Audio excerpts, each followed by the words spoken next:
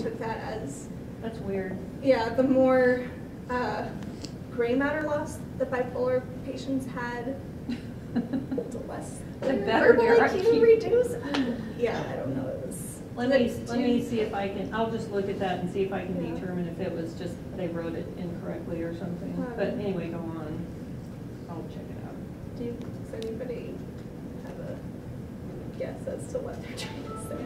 Okay, I'm glad I'm not the only one. In terms of their non-significant findings, the changes in neuropsychological test scores were not significant in either group, and they didn't differ between the groups. They also didn't find any relationships between gray matter loss and their scores on memory, or a relationship between gray matter loss and their prescription of any class of drug that they might have been on. Even though their hippocampus was reduced, they didn't see any significant memory impairment, which was interesting. So it kind of says that it's not, you know, big brains aren't necessarily better.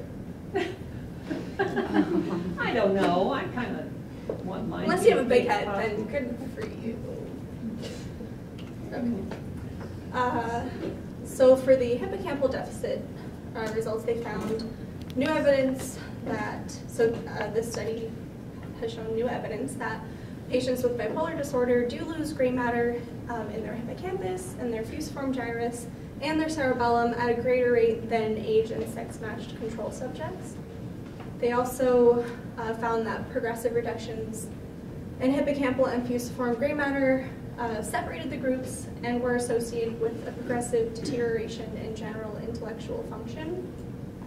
And this suggests that there may be an ongoing pathological process in people with bipolar disorder that may lead to a cognitive decline. And I did read quite a few papers that said people with bipolar disorder tend to have more cognitive impairments. So it could be due to these structural changes that happen over the time that they have the disorder. There's also no evidence that hippocampal deficits are present premorbidly or in unaffected relatives, which leads to the belief that hippocampal deficits emerge as the illness develops.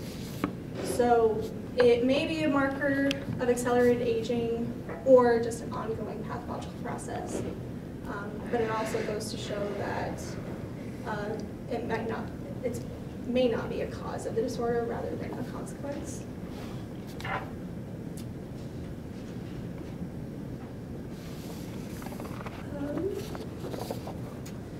So in terms of the fusiform gyrus gray matter loss, studies of people at high risk for both affective and non-affective psychosis have also demonstrated a reduction in fusiform gyrus volume as they develop their illness. And like we mentioned before, the fusiform area is involved in face and object visual perception. Also, abnormalities of fusiform activation in bipolar subjects has been demonstrated using these spatial affect recognition tests, and it suggests that this region may play a role. So I've already said all this, I don't know why I'm saying it again. Also, reductions in fusiform gyrus gray matter have been previously demonstrated in bipolar disorder, but increases have also been shown. So I can't remember which study showed that specifically in terms of if it was actually bipolar 1 disorder and if they considered how many episodes they had, etc. So it also does show that research is lies most of the time. Don't not true. say that. Only you sometimes. Can't get away with that. It also has not been possible to determine whether these functional deficits are consequences or causes of these structural changes in people with bipolar disorder.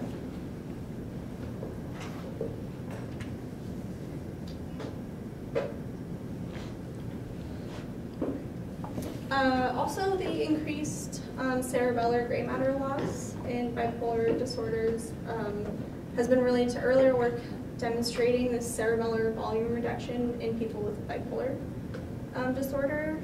Patients with multi-episode bipolar disorder have shown to have smaller cerebellar neuronal volumes, which include the medial cortical nuclear zone of the cerebellum, which in that picture is this middle area here where this person put a question mark because they didn't know what it was either.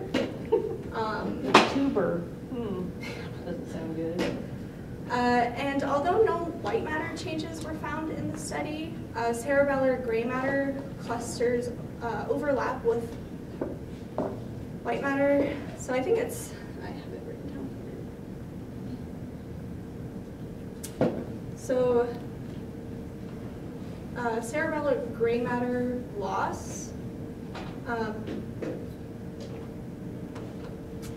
No, it's not really right.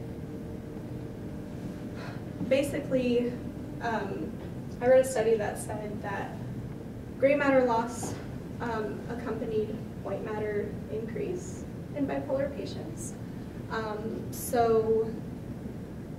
And being that gray matter is made up of cell bodies and white matter is made up of axons, it kind of said that basically if you're losing cell bodies but you're creating more connections, it can kind of lead to this idea that bipolar is involved with like overactive connections in the brain. Mm-hmm. At least that's how I interpreted it. It makes sense.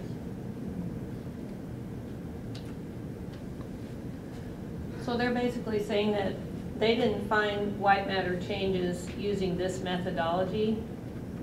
They said that, but then they're also saying, but we also found decreases in gray matter, so there might have been white matter increases at the same time we just didn't detect.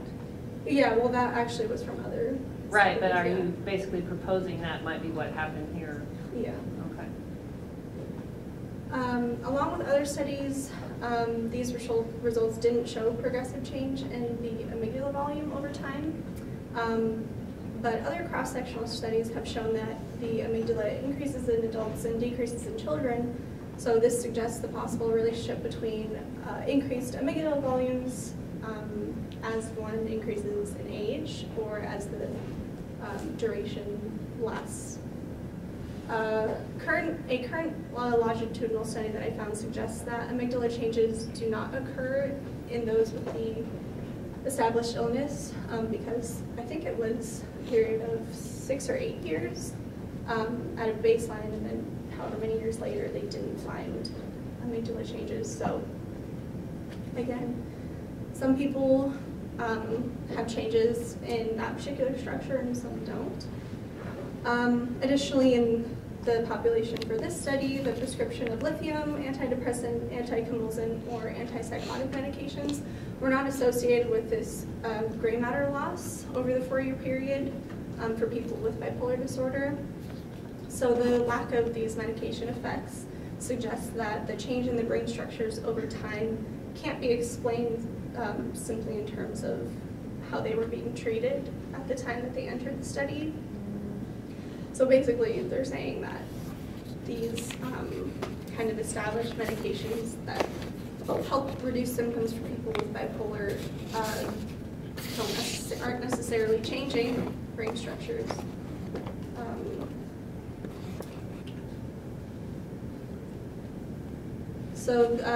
This study showed first-time evidence of progressive hippocampal gray matter reductions in bipolar disorder that are also associated with a decline in cognitive performance, which implies a progressive and neurodegenerative aspect to bipolar disorder that could be developed further as a biomarker of the disease or as a clinical outcome.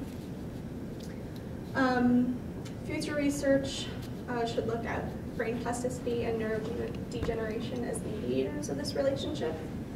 And furthermore, stress-induced neuronal degeneration and or dendritic remodeling is also associated with mania and may be possible explanations for the observed gray matter loss that other studies have found in manic groups. It also agrees with the idea that mania precedes this gray matter loss. So again, it kind of goes back to this whole, if you have manic episodes, then you're going to have gray matter loss, but it could be that you have gray matter loss and they could contribute to the manic episodes. So who knows? And also, Catherine will be presenting on Alzheimer's disease. So I was seeing how these disorders, if and how they were related. And there are some recent studies, and I know you can't see that at all, but this one was done in 2016, I believe. I think this one was done in 2015. That one's a little older, I think 2009. But they have found relationships between a risk or an occurrence of dementia or Alzheimer's with people who have bipolar disorder later on in life. Not that their symptoms start to occur later on in life, but just that they've had the disorder and they've reached a later point in their life. And also lithium use for people with bipolar disorder. I can't remember what this study said on the far right, but they explored whether it was a risk for Alzheimer's disease. And then I found some stuff for you to look at to forget everything that I said. I like the one on the right. Yeah. Polar bear with some kind of,